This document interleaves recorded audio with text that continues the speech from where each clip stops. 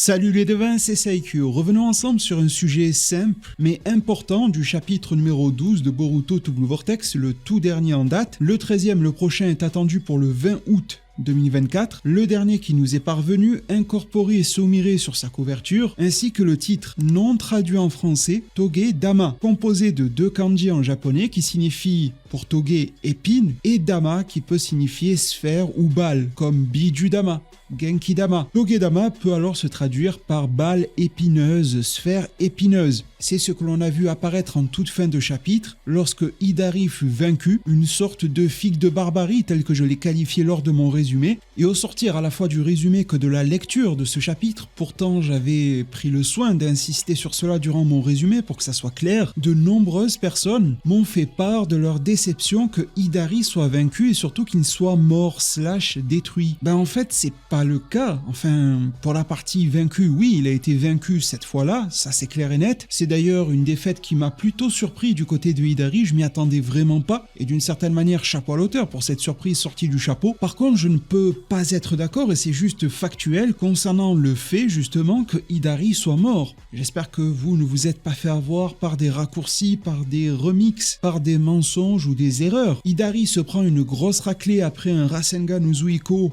relativement bien chargé, bien que Boruto aurait pu aller encore plus loin d'après ses propres dires. Il a quand même préféré favoriser une situation dans laquelle il avait l'ascendant et une ouverture sur Hidari plutôt que de le charger à pleine puissance au risque de le rater. C'était plutôt judicieux, mais Hidari n'a pas été totalement effacé. Est-ce car le Rasengan Uzuiko n'était pas suffisamment puissant? Et je vous rappelle, ça a été dit sur le site officiel, le Rasengan Uzuiko, en plus de déséquilibrer l'opposant, envoie également niveau puissance brute tel un Rasengan classique. Lorsque Boruto le charge avec l'énergie planétaire, il augmente donc sa capacité à perturber les sens, mais aussi la puissance brute. C'est vraiment une attaque de barjo, on est d'accord. Suite à cela, de Hidari en est ressorti ce fameux Toge Dama, et difficile de savoir donc si il en est ressorti indemne car l'attaque de Boruto n'était pas suffisamment chargée, ou bien car cette figue survit à peu près tout lorsqu'une égo-créature est défaite.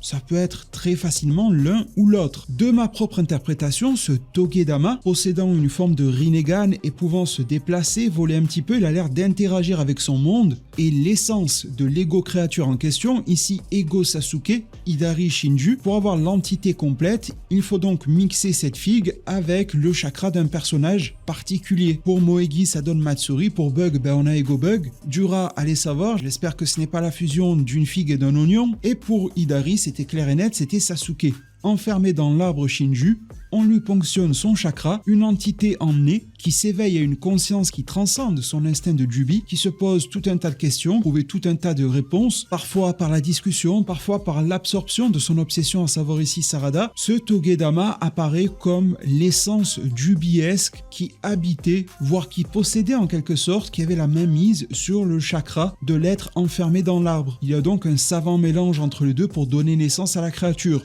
Je préfère le répéter, c'est mon interprétation. Pour le moment, il faudra bien composer avec. On n'a pas d'explication outre mesure officiellement, si ce n'est que c'est ressorti d'Hidari, que ça avait été expliqué à Boruto mais il ne l'avait jamais vu, et que Kashin Koji, au travers de ses crapauds, l'a formellement reconnu. Il y a donc une importance à accorder à ce truc-là, importance partagée par le camp adverse, celui de Dura, qui s'est empressé de récupérer le Toge Dama de Hidari, montrant non pas un signe d'affolement, mais en tout cas élevant le niveau d'alerte, après avoir appris que Boruto était conscient de l'existence de cette figue qui pourrait finir en confiture bonne maman. Mon point est clair et net au cœur de cette vidéo, Hidari d'une manière ou d'une autre existe toujours, du moins l'essence, ou si je devais parler en langage bijuesque, kuramaesque, le facteur fondamental de ce Hidari existe toujours. Le point ici n'est pas que Hidari est mort, il a été vaincu mais n'est pas mort, il y a une forme de subsistance de sa part, et la grande question c'est que va-t-il devenir? Il n'y a pas lieu de se plaindre de sa disparition dans l'œuvre, pas du tout, il va clairement évoluer, ça c'est un fait évident, il ne sera probablement plus le même,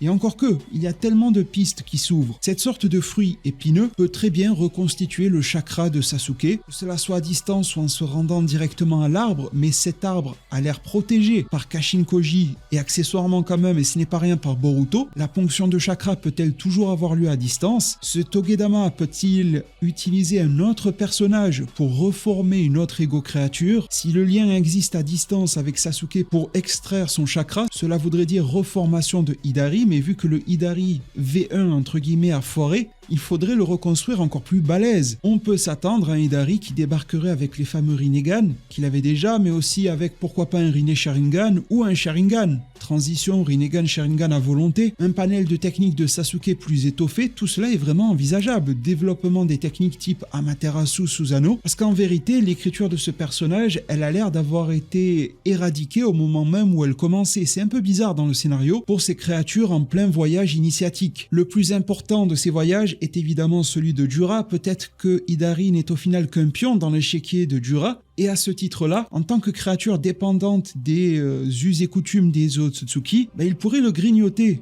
C'est vrai, c'est une possibilité aussi. Alors dans ce cas-là, Hidari n'existerait plus. Un peu comme Kinshiki à l'intérieur de Momoshiki, il se ferait dévorer et toutes les capacités de Hidari arriverait en Dura, peut-être que le fruit sera partagé entre les diverses ego-créatures, c'est possible aussi. Ce que je vais exprimer par le biais de cette vidéo, c'est qu'à minima, le cas Hidari va amener à des ramifications dans l'œuvre. Ce n'est clairement pas terminé. S'il se fait dévorer, oui, on pourra lui dire bye bye, mais il aura toujours un impact dans l'écriture. C'est certes peut-être pas ce qui conviendra à tout le monde, vu qu'il était l'alter ego de Sasuke.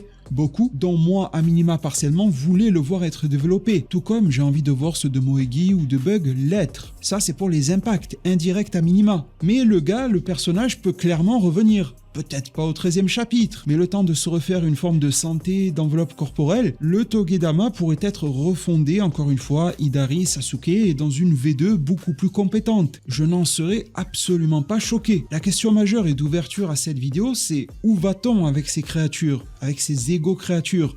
Si l'une d'entre elles devait disparaître, pourquoi ceux que l'on peut considérer comme le bras droit de Dura? Pourquoi pas un qui a l'air un peu plus secondaire comme Matsuri ou Bug, ce qui me met la puce à l'oreille que Hidari devrait, pourrait revenir. J'ai vu passer une théorie en laquelle je ne crois pas du tout, selon laquelle Sasuke serait déjà décellé. Ça m'étonnerait beaucoup, parce qu'il y a une forme de quête au Togedama. Boruto face à Dura, les deux ont voulu le récupérer. Pour sauver Sasuke, Boruto a dit qu'il fallait y aller à fond, donc il faut soit détruire le Togedama, soit faire quelque chose avec ce dernier face à l'arbre dans lequel Sasuke a été absorbé. Il y a vraiment un truc qui semble lier cette sphère épineuse à l'arbre dans lequel est contenu Sasuke. Je ne pense pas que ça soit aussi facile que ça, bien que le combat fût rude. Et dans le cas où il se ferait grignoter, j'ai envie également de vous poser une question. Pensez-vous, trouvez-vous que Dura soit le type d'être à dévorer ce fruit-là? Déjà, j'ai l'impression qu'il est en train de rebrousser chemin. Pas forcément d'aller à la contre-attaque face à Boruto, c'est juste sa posture qui me l'indique, à moitié retournée là de 3/4, etc. J'ai l'impression qu'il va retourner au repère duquel il provient, celui qui a permis à Hidari de soigner ses blessures, qui pourrait donc le remettre sur pied à nouveau. On reconnecte avec le retour très probable de Hidari selon moi. Dura est celui qui a renoncé en premier lieu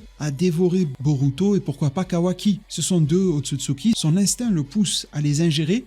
Il a pourtant dit qu'il laisserait cela à plus tard, que ce n'est qu'une partie remise et qu'il favorise sa conscience au-delà de son instinct. Alors pourquoi, dès lors que son allié s'effondre, l'ingurgiterait-il d'une manière au final très primitive? Le primitif, le primaire, résonne avec l'instinct et ce serait contraire avec les paroles et agissements de Dura jusque-là. Il y a clairement un truc qui cloche avec ce Togedama et j'ai pas forcément l'impression qu'un Dura marche dans les traces typiques d'un Otsutsuki. De toute façon, le mystère l'entourant dépend, selon moi, tout bonnement de la personne, de l'être dont il dépend à l'origine. Certaines théories sur le fait que Dura ne dépend de personne, qui ne serait que la personnification du Jubi et de rien d'autre. Certains misent sur d'autres Otsutsuki, pourquoi pas. Il n'est plus que particulier, il a des sauts supplémentaires sur le corps, a priori par rapport à ses confrères. Il est vraiment au-dessus de la mêlée, au combat. il se promène, et en termes de psychologie, il peut rappeler parfois Pain, mais il est tellement différent de tout ce que l'on a pu voir au préalable dans Naruto, et c'est ça qui le rend intéressant. Si tout d'un coup il venait avoir de fortes similarités avec un être type Momoshiki, ça ferait avancer le récit, mais peut-être pas dans le bon sens selon moi. En tout cas, Hidari est toujours vivant, il est clairement sur le fil, il ne ressemble à plus grand chose, si ce n'est à un fruit épineux, le rapprochant de son essence, le Jubi. Peut-être ce fruit-là sera-t-il planté